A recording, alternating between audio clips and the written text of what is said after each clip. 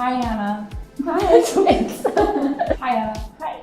So today we're talking about concealer, under eye concealer specifically. Basically, we want to start with just hydrating underneath, and it'll make everything go on much better. I'm going in first with like a fuller coverage.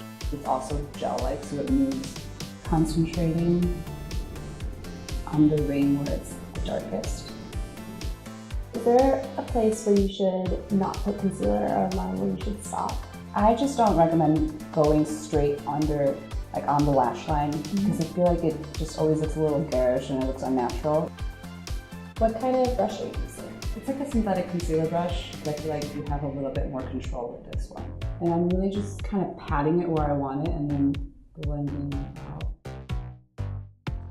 Step 3 is going to be a creamy concealer. It's really just gonna blend it out and just perfect. I'm really focusing on this orbital bone here. What's the benefit of patting versus like just sweeping it under that? I find that patting melts the product into the skin, places the color where you need it, little by little and building, versus like taking all this and putting it on under the eye because it looks so heavy. How do you prevent sort of that crease that you can get midday? Because we're blending out whatever we have, you won't have so much build up there, so it won't crease up. So I think it's the usage of how much product you use and then to set it with powder. I like to use like a fluffier brush like this, and I always start from the inner where we started. Again, most coverage. Looks great. Really fun. Ready for the rest?